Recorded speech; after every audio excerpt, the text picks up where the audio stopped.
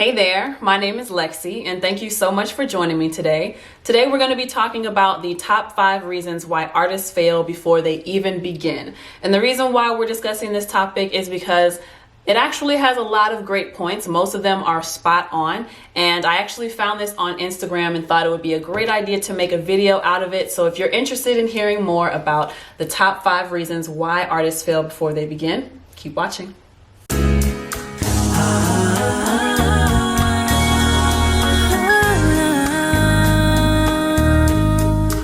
We're just gonna go through these exactly as they're presented on the post that I found, and I'm actually gonna post it right next to me so you can read along with me. Hopefully it's clear for you. So number 1, the first reason why artists fail before they even begin is because they have zero focus on branding across their social media or their website. This point is very true, I feel, especially for newer artists coming into music. At least in my experience with the kind of artists that I've been meeting lately, there seems to be no clear understanding of branding or like what kind of direction they want to go in as an artist, how they want to present themselves, or even just there's no real thought behind, hey, how can I make it as easy as possible for people to find me, to find my name, to find my music? There's just zero focus on branding across social media platforms. So let's say an artist has Facebook, Instagram, Twitter. Across those 3 different platforms, their name on Facebook will be John Smith. Their name on Instagram will be Johnny Appleseed. The name on Twitter will be All Up in the Fields. You know what I mean? Like, it's just something crazy to where the name, they just don't match across the platforms. And it amazes me how they don't think, maybe if I change my name on all these platforms, not only is it going to be difficult for people to find you, no matter what platform is their favorite, because people are most likely going to try to find you on their favorite platform, but it also makes it difficult for you to tell people where they can find you, the persona, where they can find your music, because it's just too much to have to explain to people, well, my name here is this, but my name there is that, and then my name over there is going to be this right here. And people already have a very short attention span, so not having the same name across different social media platforms actually makes it a lot more difficult and a lot less likely for people to go back and try to find you on whatever their favorite platform is. Another thing that comes into play with this point as far as the branding is that these artists, they don't necessarily have a clear goal or a clear understanding of how they want to present themselves across these platforms. So they don't really know what they want to post. They don't really know what their goal is for posting on these platforms. A lot of times an artist will stick to a platform because this seems to be what everybody has, not necessarily what is going to work for that artist. So there is no focus on, okay, I want to show people that I'm an artist. I want to show that I'm a rapper. I want to show that I'm a singer. Let me post clips of me singing. Let me post pictures of me being in the studio. Let me post different pictures of me out at these different places, meeting these different celebrities or these different artists, showing who I've collaborated with. And there's just not a focus on that, I find. A lot of times I'll go to their pages and it'll be a lot of holding up a bunch of money, which actually is not bad because it attracts a lot of people. But pictures like them, like showing up a bunch of money, they have a bunch of drugs, they're smoking in the pictures, or it'll be random things like food, it'll be what I'm doing outside today, or some random videos that have nothing to do with who they are as a person. It's just stuff that they feel is entertaining. And it took a long time for me to learn this as well. And I'm still learning it because I'm still going through what I should and should not be posting on my main page. I don't want people to not be able to look at my page and see that I am a singer. So when someone goes to your page, they should be able to figure out pretty much immediately, or at least within the first 6 posts, what you do. So when you're not posting things that have anything to do with what you're passionate about or what you want people to know you for, it makes it very confusing, not only if your name is different across platforms, but also if you don't even post what you actually do. People will just think, oh, this must be a personal page. It's not anything that I can use as a resume or whatever to distinguish whether or not this person is serious about their craft. Now, even though a lot of us may not like it, Instagram, Facebook, YouTube, all of these social platforms have become like a resume to show people who you are, what you do, your credentials, blah, blah, blah. So it is very important that you make sure you are representing yourself online just as well. Along with not posting things that pertain to what that artist is doing, I often find that they don't engage with their audience on these platforms either. So they're not liking other people's posts. Like if they're following other people, they're not scrolling down their timeline and liking and commenting on people's posts. When people comment on their things, they're not replying. And that's a big no-no, for lack of a better phrase. That's a big no-no. That's something you don't want to do, because the algorithm makes it so that you have to be engaging with people actively all the time. That's what gives your post a better likelihood of being discovered, a better likelihood of being placed on your followers' pages, because you're telling the algorithm that my post is getting this much engagement in this amount of time, and that'll also help you get on the Explore page. But if you're not engaging with your audience, then you're not helping the algorithm, you're not helping yourself, you're not beating the algorithm, because your post is not getting that engagement. So automatically the platform's probably gonna think, this is not a good piece of content, we're not going to put this in the forefront for anyone to see. I know I just spent all that time talking about social media platforms and not engaging with audiences, but another issue that I find with artists is the fact that they don't find importance in even having a website. A lot of newer artists don't even feel that it's necessary to have a website. They think that having a social media platform like an Instagram or Facebook or a YouTube, they think that's enough, but they don't understand that, and I just did a video about this. I can link it in the little info bubble in the top corner, so watch out for that. But websites, artist websites, are actually still very important, because it is a one-stop shop for showing everybody what you're about. Now, driving traffic to your website, that's another topic, but having a website and having all of those resources laid out for people who already have short attention spans, it makes it easier for people to see all of your work in one spot versus, oh, I have to go to YouTube, I have to go to SoundCloud to listen to your music, I have to go to YouTube to watch your videos,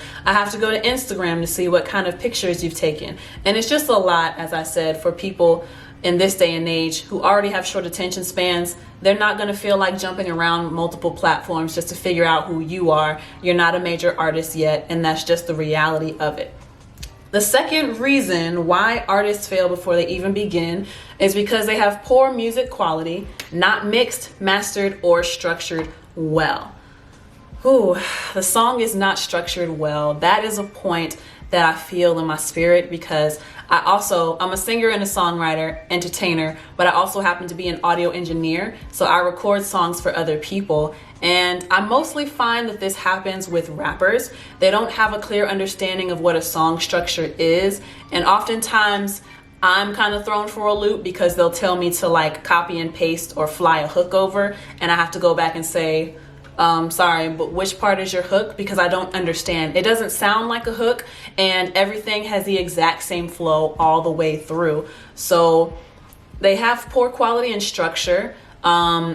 As a listener, you want your audience to be able to clearly understand and tell the difference between where your hook is, where your bridge is, where your verses are. If those things have the same flow, then there's no differentiation between what they are, and nobody will be able to have one piece of the song to stick to, which is usually the hook. So I find that a lot of rappers, newer rappers that come in, they don't have any understanding of song structure. They don't really understand the meaning of a cohesive, comprehensive storyline either. A lot of times I find that they'll come in and they'll just be freestyling something, and they'll just throw lines together that sound like they rhyme, but they end up sounding like they don't know what they're talking about. They're speaking in circles, and it just doesn't come out to be a quality song. Not something that I would listen to. And from the kinds of artists that they tell me are their influences, it's just like, you didn't do your homework at all. Because if this rapper was your influence, you would have some sort of structure, you would have some sort of storyline, you would have something real to say, versus whatever it is you're spitting on the track right now. Aside from not having a well-structured song, once the song is actually finished, a lot of newer artists, and I will say rappers again, because mostly rappers don't seem to understand. They think it's so easy to get into this industry. They think they have to do bare minimum to get by, but a lot of them do not understand the importance of mixing and mastering.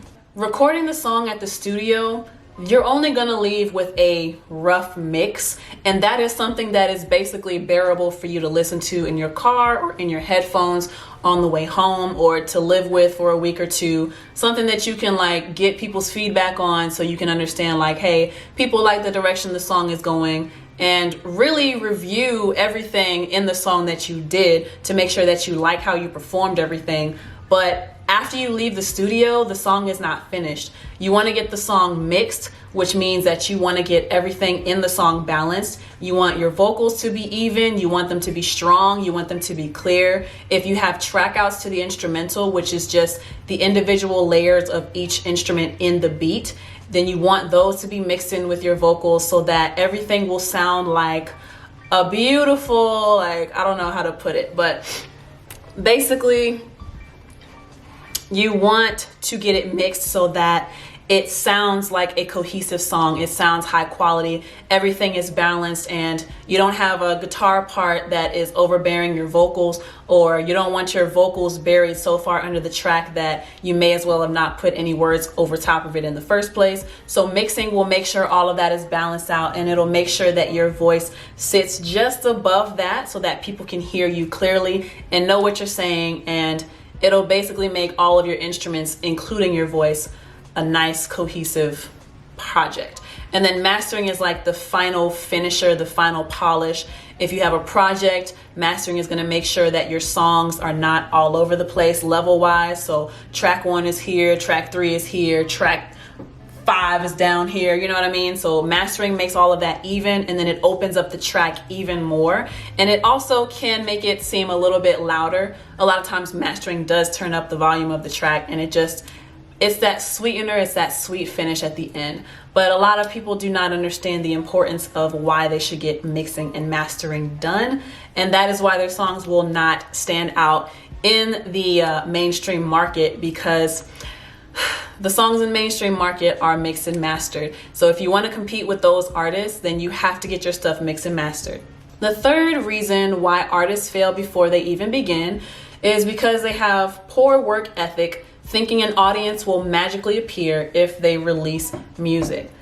Most think that all they have to do is make the song and post it somewhere for it to blow up on social media, for it to go viral. But again, as I said in the point before this one, your song is not going to stand out if you don't get it mixed and mastered. It's going to sound like everything else that's coming out and oversaturating the market. It's not going to stand out. It's not going to stand. It's not going to stand in mainstream. And this kind of ties back into the branding portion where we talked about the social media.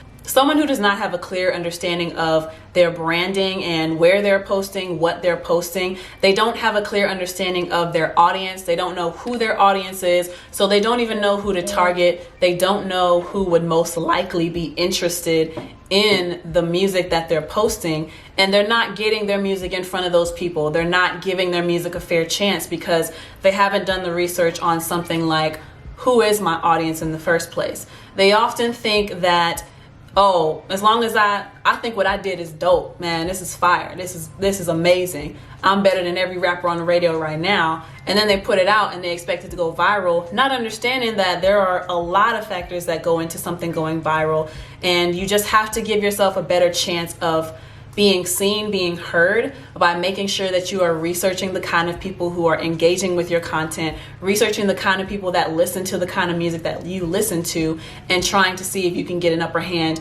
in this pool that way.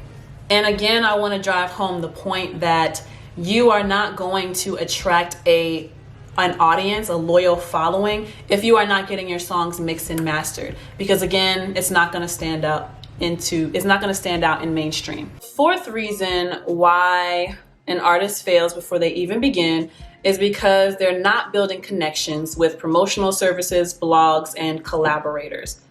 This one ties back into number 3 of thinking that the music will automatically attract people. They don't think that they have to talk to people to get their music heard, or they think talking to just one person is going to put them on and put them in a position to where they need to be. And that's just simply not the case.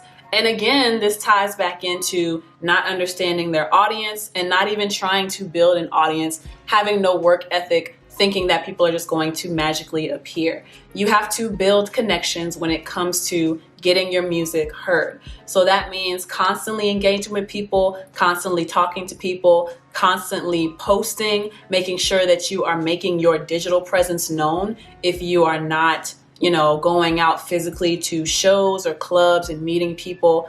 But don't just go out to these clubs and think that all you have to do is make your face be seen. No, make sure that you are actually networking and not just out to be drinking and partying, because first impressions do make a lasting impression on a lot of people. So when you're out, make sure that you understand the purpose of why you're going out and who you are expecting to meet and how you would want to present yourself to the people that you're going to meet.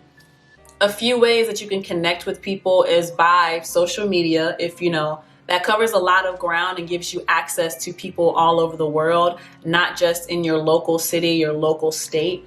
It'll give you a presence in everyday life that otherwise you probably would not be able to accomplish on your own with your given circumstances or in your area. So it's a really good idea to make sure you are being consistent with your online presence, and then make sure that when you are going out to meet people, whether it's executives, whether it's other artists, a lot of times other artists will be a great addition to whatever it is you're doing, because you can collaborate with these artists and you can see, okay, how many followers or how big of a fan base does this artist have? If I collaborate with this artist, and everything doesn't have to be about a price. If I collaborate with this artist, can I tap into their fan base? Can I get a few followers from their platform to come over and follow me? And they may even be more loyal fans to me than whoever I originally collaborated with. So you kind of have to think about things like that and make sure that you have a purpose for why you are collaborating with people, and then understanding that when you collaborate, that is helping you to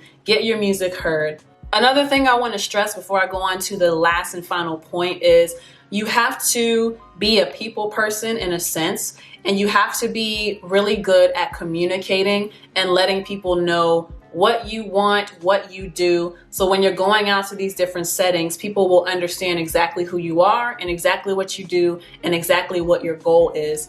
A lot of times, and frustratingly enough, I have a lot of rapper clients who they don't understand how to communicate. They don't understand how to tell me what they want for me to make them sound like in the studio. And it oftentimes makes the studio very difficult and frustrating to work and very draining, honestly. So make sure that you are actively working on how you communicate with people and how you speak to people, because that's obviously going to be a huge factor when you're making these connections.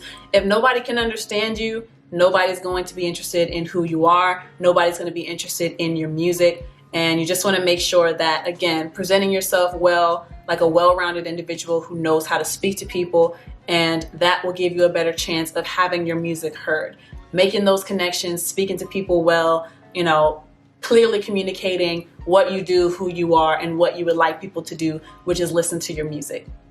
The fifth and final reason why artists fail before they even begin is because they're not moving with the times, focused on an older genre of music, yet wanting commercial success. This one for me is up for debate. I personally think people should be looking forward and not always trying to move with the current trends, but that's just me. You could also argue that sometimes as a new artist, you may have to conform to the current trends to at least get your foot into the door. And then when you've built that loyal fan base, that loyal following, then you can slowly start to branch off and experiment, or actually go back to what you actually really want to do, go back to the sounds that you actually really want to make. I think a good example of that would be like a Beyonce or a Kanye West, who maybe whatever they were doing at the time, at the beginning of their career, to solidify their position in the industry, is following the trend of the time, following the sound. And now someone like Beyonce, she can pretty much drop whatever she wants to drop, whenever she wants to drop it, and do whatever she wants artistically. And people, she has a loyal following. The Beehive, they love Beyonce no matter what she does. They will always support what she's doing. And so that's why I say this one is kind of up for debate, especially if you're not focusing on branding, and if you're not focusing on marketing, and you're not building connections. That makes it all the more difficult when you have something that is super unique and completely different from what's out. That could make it even more difficult to be heard, to get the recognition that you want, the recognition that you deserve for having this music that is so different. And the reason why I say look forward is because a lot of times we are listening to things that were recorded months ago, sometimes years ago. Some people might say that that's not so much so now because you can record so quickly and release so quickly. But a lot of times, really good quality artists, they have spent months, sometimes years on a song before releasing it. And oftentimes we are hearing the product of what they did from months ago, from years ago, that's just now being released. But again, that might be from like more experienced artists. I don't really know. It is completely possible to break through the industry being completely different from what anyone has heard before. Just understand that you may have to battle a lot of, I don't want to say prejudice, but you'll just have to battle mindsets. You'll have to battle with what's being pushed onto people to listen to. So you want to keep that in mind. If you're not going to move with the times, you kind of do have to work a little bit harder to make yourself be heard. Or what you can do is figure out a way to use what is popular right now and use those elements, but tweak it just a little bit so you sound different from other people who are using that sound or other people who are in that lane right now. And that might also help you to get your foot in the door so that you are sounding different and not having to completely compromise your sound, but so that you're also giving yourself a fair shot at being heard and being noticed, because you're not so far-fetched that people are just like, I don't know what this is, I'm not listening to it, I'm gonna go back to this artist and what I was doing over here. So that is just my advice on that particular point.